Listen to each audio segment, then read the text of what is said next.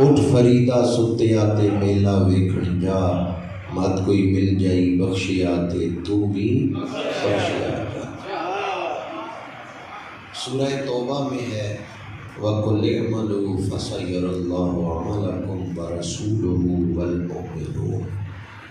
قرآن کہتا ہے عمل کرو، تمہارا عمل اللہ بھی دیکھے گا، اللہ کا رسول بھی دیکھے گا۔ مضارعہ پہ سین آ جائے تو مستقبل کا معنی خاص کر دیتا ہے۔ فَسَيَرَى اللَّهُ، سین آ گیا فَسَيَرَى اللَّهُ عَمَلَكُمْ، جب ہم عمل کر رہے ہیں اللہ اس وقت بھی دیکھ رہا ہے، تو پھر مضارعہ پہ سین کیوں آیا ہے کہ فرشتے پھر وہ عمل اللہ کی بارگاہ میں پیش کرتے ہیں، وہ عمل حضور کی بارگاہ میں پیش کیا جاتا ہے۔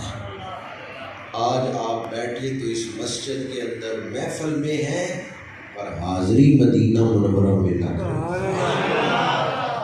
آپ کسی کی نظر میں بیٹھے ہوئے ہیں، اس لیے تماشائی بن کے نہ بیٹھے، تمنائی بن کے بیٹھے۔ آج جب اس محفل سے واپس اپنے گھروں کی طرف لوٹیں گے تو خالی ہاتھ نہیں جائیں گے، اپنے دامن میں بخشش کے پھول لے کے۔ یہ محفلیں شعور دین بخشتی ہیں، اور فتنوں کے دور میں تو یہ محفلیں فتنوں سے بچنے کا بہت بڑا ذریعہ ہے۔ جن احباب نے آج اس محفل پاک کا اہتمام کیا،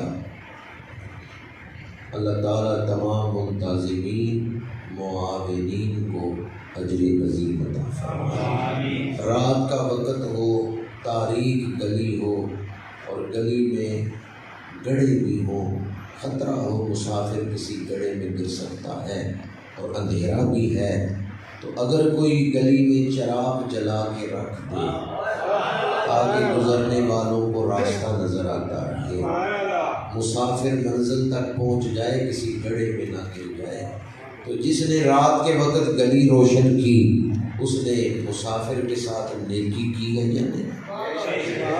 آج کی یہ محفل مسافران جنت کا راستہ روشن کرنے کے لیے منعقد کی گئی۔ جن دوستوں نے آج کی اس محفل میں کوئی ڈیوٹی دی ہے، کوئی انتظامات کیے ہیں، انہوں نے آخرت کے مسافروں کو مادیت کے گڑھے میں گرنے سے بچانے کے لیے تاجدار ختم نبوت کانفرنس کا انعقاد کیا۔ یہ محفل آخرت کے مسافروں کا راستہ روشن کر رہی ہے۔ اللہ تعالیٰ منتظمین کو، معاونین کو اجر عظیم عطا فرمائے۔ دو عنوان اشتہار پہ ہیں، ختم نبوت اور ناموس رسالت۔ ابھی ختم نبوت کا اعلان ہوا ہے تو اس سے گفتگو شروع کر کے ناموس رسالت بھی آپ کے سامنے اختصار کے ساتھ عرض کروں گا۔ اللہ کریم حق گوئی کی توفیق عطا فرمائے۔ ختم نبوت کے لیے پہلے نبوت کو سمجھنا ضروری ہے، پھر ختم نبوت کے سمجھنا آسان ہوگا۔ اللہ کریم نے انسان کو جو تو بہت ساری استعدادیں، صلاحیتیں عطا کی ہیں، ان میں دو صلاحیتیں بڑی خاص ہیں، ایک دل اور ایک دماغ۔ دل خواہش کرتا ہے اور دماغ اس خواہش کو پورا کرنے کا راستہ دکھاتا ہے۔ پیاس لگی، دل خواہش کرتا ہے پانی ملے، دماغ بتاتا ہے کہاں سے ملے گا۔ بھوک لگی، دل چاہتا ہے کھانا ملے، دل خواہش کرتا ہے کھانا ملے، دماغ بتاتا ہے کہاں سے کھانا ملے گا، وہ راستہ دکھاتا ہے۔ تو دل آرزو کرتا ہے، دماغ اس آرزو کو پورا کرنے کا راستہ بتاتا ہے کہ کس طرح تم اس خواہش کو پورا کر سکتے ہو۔ تو دونوں کا اپنا اپنا کام ہو گیا۔ دل آرزو کر رہا ہے، دماغ اس آرزو کو پورا کرنے کے لیے پروگرام بناتا ہے، راستہ دکھاتا ہے۔ ہر خواہش اس قابل نہیں کہ دل میں خواہش آئے اور دماغ اس کو پورا کرنے کے لیے دوڑ لگا دے۔ اگر دل میں پیدا ہونے والی ہر خواہش کے پیچھے دماغ دوڑنے لگے تو پھر انسان نہیں رہ جائے گا، ڈنگر بن جائے گا۔ اولئک کالانعام بل ہم اضل۔ دل میں بری خواہشیں بھی پیدا ہوتی ہیں، دل میں حرام خواہشیں بھی پیدا ہوتی ہیں، دل میں ناجائز خواہشیں بھی پیدا ہو سکتی ہیں۔ تو اگر ہر پیدا ہونے والی خواہش پر ذہن ورک شروع کر دے کہ یہ خواہش کیسے پوری ہو سکتی ہے، تو پھر انسان نہیں رہ جاتا، وہ جانور بن جاتا ہے۔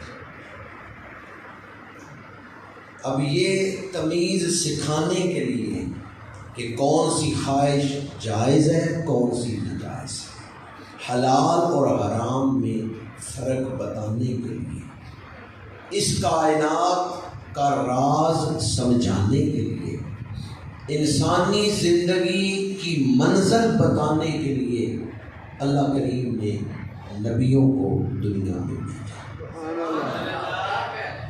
انبیاء کرام تشریف لاتے رہے اپنے زمانوں کے مطابق، جو اس دور کی ضرورت تھی دین پہنچاتے رہے، لیکن ابھی دین مکمل نہیں ہوا، کیونکہ انسانی ذہن ابھی ارتقا پا رہا تھا، ابھی دین مکمل نہیں ہوا، اور اللہ نے پہلے نبیوں پر نازل ہونے والی کتابوں کی حفاظت اپنے ذمے نہیں کی۔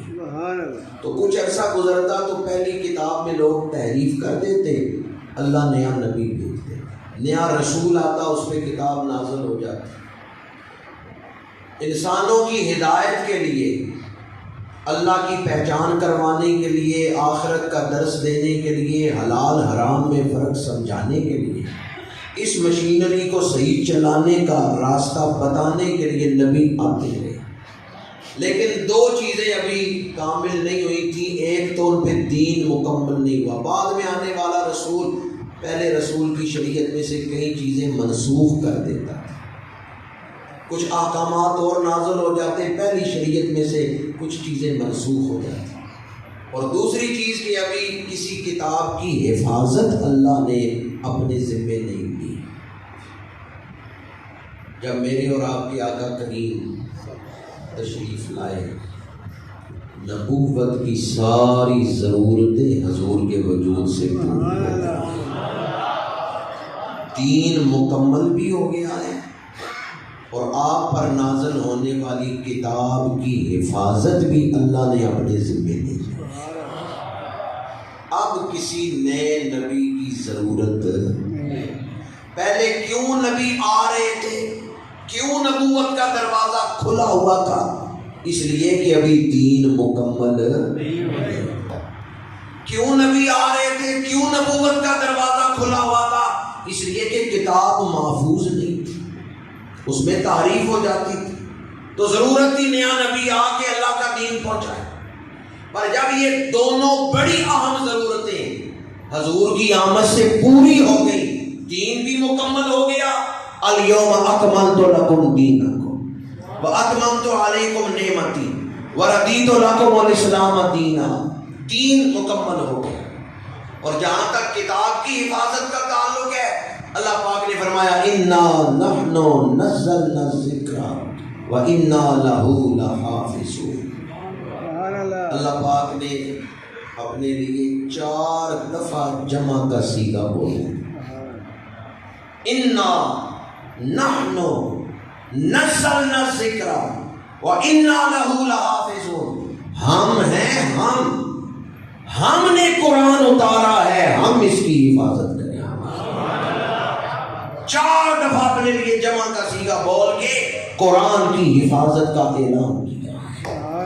دین مکمل بھی ہو گیا، قرآن کی حفاظت بھی اللہ نے اپنے ذمے لے لی، اب کسی نئے نبی کی ضرورت نہیں۔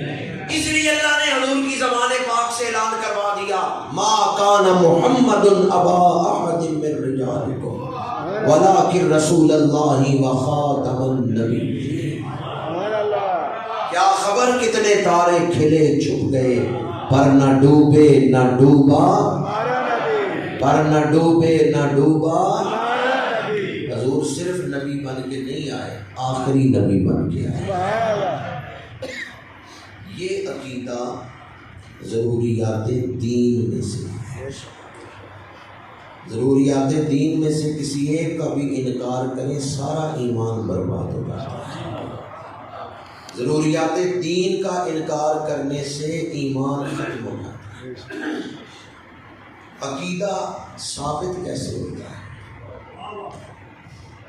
عقیدہ استدلال کر کے چونکہ چنانچہ اگرچہ مگرچہ ان سے ثابت نہیں ہے۔ عقیدہ نص قطعی سے ثابت ہوتا ہے۔ عقیدہ کس سے ثابت ہوتا ہے؟ یہ نص سین سے نہیں ہے، سوال سے۔ نص کسے کہتے ہیں؟ جس مقصد کے لیے کلام کیا جاتا ہے۔ ما سیق الکلام لما جانیں گے، یہ اصول فقہ کی کتابوں میں نص کی تعریف ہے۔ پھر آگے اس کی جو قسمیں ہیں اگر ان کی تعریف میں جاؤں تو گفتگو بوجھل ہو جائے گی عام آدمی کے لیے، اس لیے وہ نص کی 4 قسمیں ہی بیان کر رہا، صرف ان کے نام آپ کے سامنے لے رہا ہوں۔ عبارت النص، دلالت النص، اشارت النص، اقتضاء النص۔ قرآن پاک میں 100 آیتیں ایسی ہیں جن میں نص کی ان 4 قسموں میں سے 1-2 قسمیں اس آیت میں پائی جاتی ہیں۔ نص سے عقیدہ ختم نبوت ثابت ہے۔ کتنی آیتیں؟ 100 آیتیں، اور 250 حدیثیں ہیں جہاں نص سے عقیدہ ختم نبوت ثابت ہے۔ جو اس عقیدے کے منکر ہیں، نص تو بہت بڑی چیز ہے، حدیث صحیح تو بہت بڑی چیز ہے، منکروں کے پاس ایک ضعیف حدیث بھی اس موضوع پر نہیں۔ مسئلہ سمجھ آیا؟ ان کی ساری عمارت چونکہ چنانچہ اگرچہ مگرچہ تعویلات فاسدہ اس پر کھڑی ہے۔ عقیدہ تعویلات فاسدہ سے ثابت نہیں ہوتا۔ تعویلات فاسدہ کسے کہتے ہیں؟ دیہاتی ماحول ہے، سادی سی بات کر رہا ہوں، 2 + 2 کتنے ہیں؟ کبھی 5 بھی ہو سکتے ہیں۔ کہ مثلا میں یہ کہوں کہ میں نے 10 سال درس نظامی پڑھا ہے، میں نے فلاں امتحان پاس کیا ہے، مجھے اتنے سال ہو گئے ہیں تبلیغ کرتے، داڑھی شریف میں نے رکھی ہوئی ہے، امامہ شریف میں نے پہنا ہوا ہے، میں دلیل دے کے ثابت کرتا ہوں 2 + 2 5، مان لیں گے؟ یہ قطعی بات ہے، 2 + 2 4۔ مرزے نے جو کیا ہے نا، یا جتنے بھی منکرین ختم نبوت ہیں،